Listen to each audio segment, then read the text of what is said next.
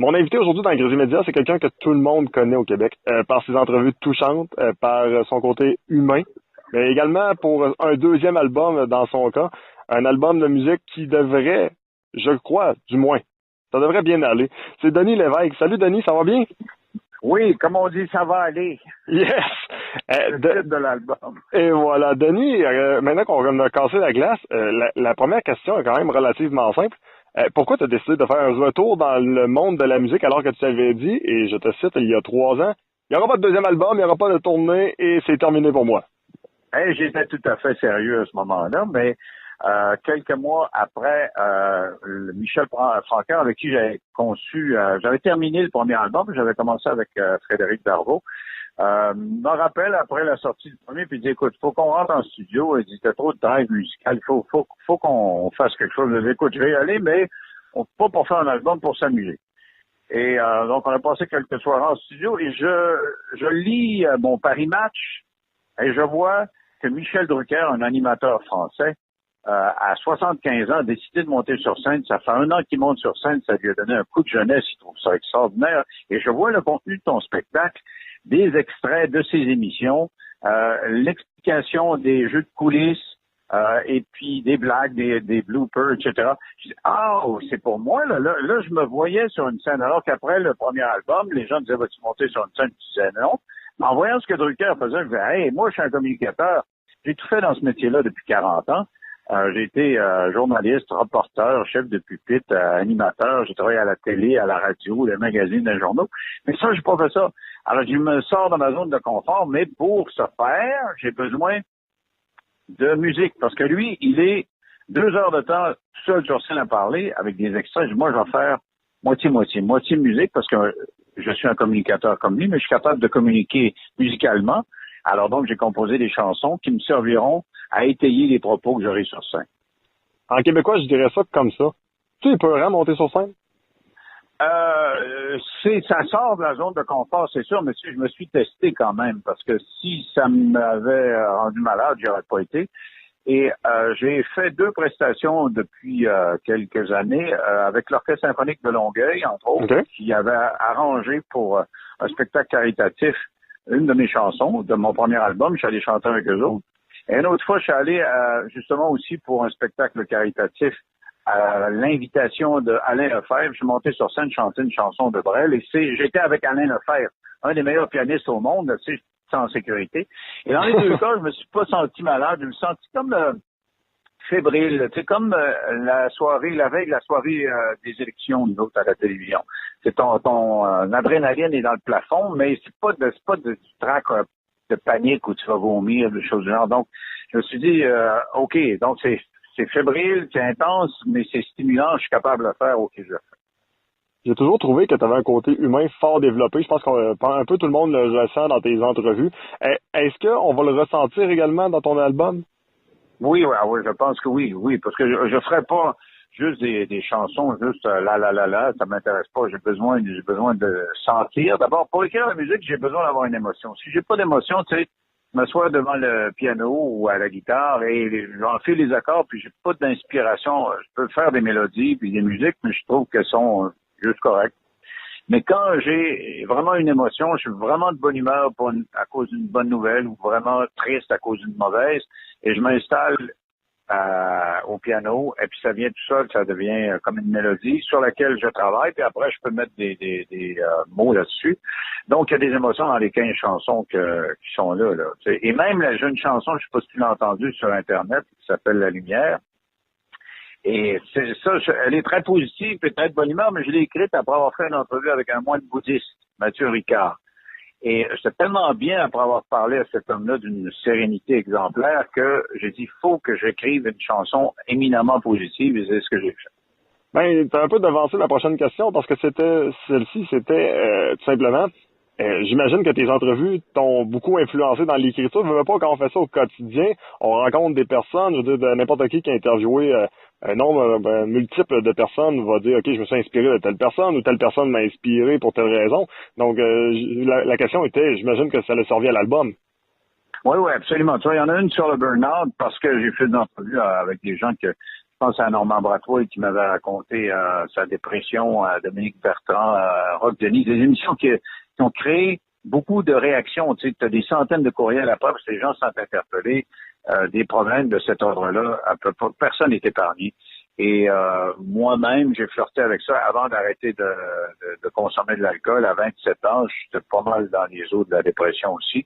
Et donc, j'ai fait une chanson là-dessus qui recoupe les feelings que j'avais à ce moment-là avec ceux que mes invités m'ont décrits. Et puis, ça donne une chanson qui s'appelle La vie qui vole, par exemple.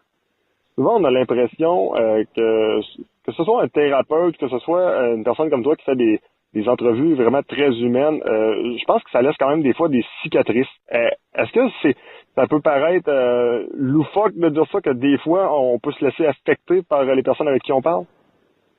Absolument pas, parce que et d'ailleurs, le propos de M. Ricard, le moine bouddhiste, le livre que j'avais lu pour préparer l'entrevue, c'était « Il faut faire preuve de compassion et pas d'empathie ». L'empathie, ça te rend malade. Quand quelqu'un te raconte ses histoires et que tu les prends personnelles, tu vas être malade aussi. Si tu les prends avec compassion, tu vas être capable de prendre du recul et l'aider et l'accueillir sereinement. Donc, c'est la différence entre les deux. Mais moi, personnellement, je suis plus empathique que compassionnel, dans le sens où j'ai tendance à prendre sur mes épaules, les problèmes des autres.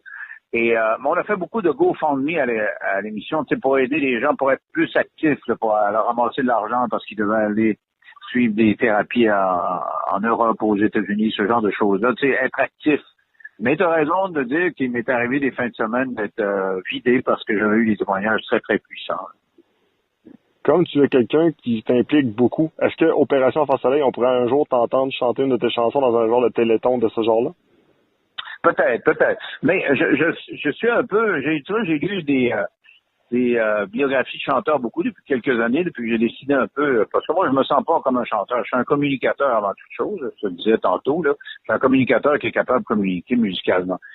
Et je sais pas, je sais que Jean-Jacques Goldman dit que lui, il chante que dans les salles où les gens ont payé leurs billets.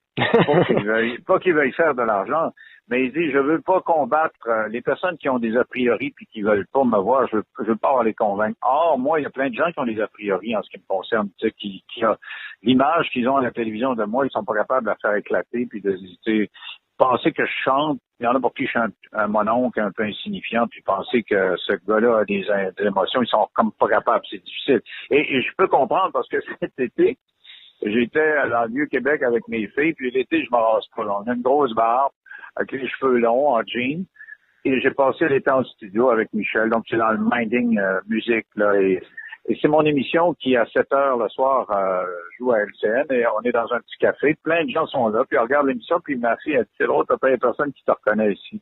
Puis t'as raison. Et en plus de ça, ce que je trouve drôle, c'est que il regarde ce monsieur-là, le monsieur très sérieux qu'il y a à la télévision, puis il se dit, il peut pas faire de musique, puis il me verrait la face, là, puis il comprendrait pourquoi je fais de la musique. C'est juste une question d'humeur. Et c'est ça que je fais éclater. Denis, la prochaine question, ton album, pour ceux qui n'ont jamais entendu aucun de tes extraits, quelqu'un qui ne sait pas qui est Denis Lévesque, le musicien, ça ressemble à quoi? Ça sonne comment?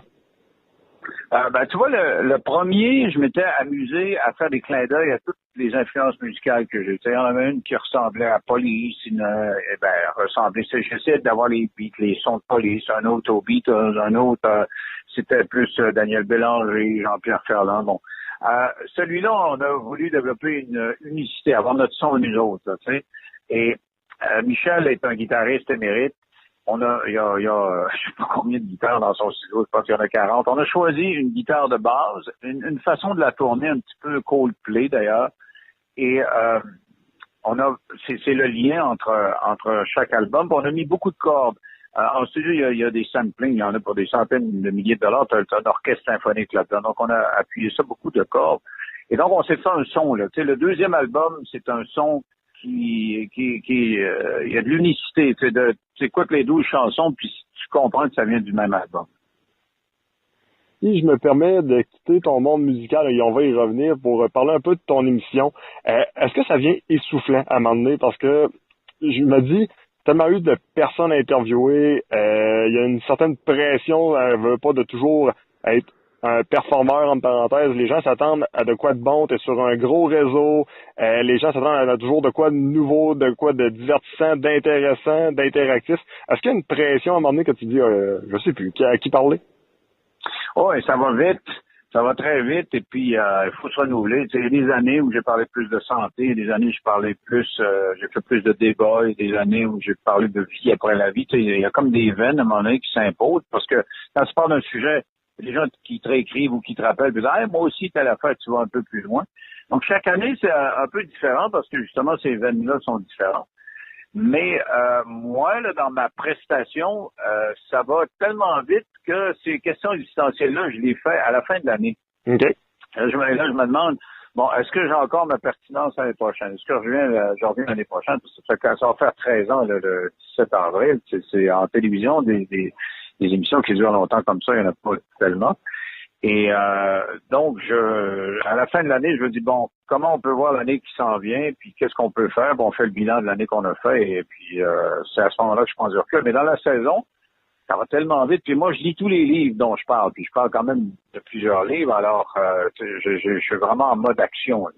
Et donc, le recul que je prends, à Noël, je m'arrête un petit peu, puis je dis, on va prendre un verre un verre. Moi, je prends un lot d'Ichi avec mon chef de pupitre. On regarde ce qu'on a fait de bon, de moins bon, puis on se fait en ligne pour le reste de la saison. Mais tu sais, c'est les grosses les bilans, je les fais vraiment à la fin de l'année. Est-ce que, et j'essaie de poser ma question là, d'une façon quand même précise, là, mais est-ce que l'entrevue là, que tu as toujours rêvé de faire a été faite dans ton cas? Parce que j'ose imaginer que oui, là, au nombre que tu as fait, mais des fois, on rêve quand on est plus jeune d'avoir une entrevue avec telle personne ou d'aller chercher tel point sensible ou peu importe. Mais est-ce que dans ton cas, ça a été fait? Moi, je veux dire, j'ai pas de fantasme à ce niveau-là. Tu sais, moi, je me sens, mettons, que je suis comme un sculpteur, puis des fois, j'ai de la glaise de hyper bonne qualité, puis j'ai pas besoin de travailler fort, je prends mes doigts, puis ça fait un super beau vase. Des fois, la glaise est molle, puis ça prend pas, puis là, il faut que je travaille fort.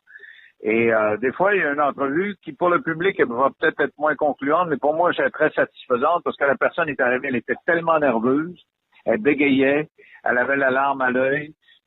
Je l'installe dans mon studio, j'essaie de la mettre en confiance, de me regarder dans les yeux, regarder pas ailleurs, là, et l'amener tranquillement pas vite à s'ouvrir, puis elle s'ouvre, elle sort, et elle dit, oh, ça a bien été, puis ça m'a tellement fait de bien de venir vous raconter ça, que ma fille est morte, ou que mon mari m'a battu, je sais pas, et que la personne sorte satisfaite. Pour moi, c'est très stimulant, c'est très satisfaisant. Je voudrais pas faire une entrevue avec, je sais pas moi, Donald Trump ou Elton John. J'ai pas de fantasme comme ça. Moi, mon fantasme, c'est de réussir à faire un vase avec le plus beau possible avec la qualité de terre que j'ai.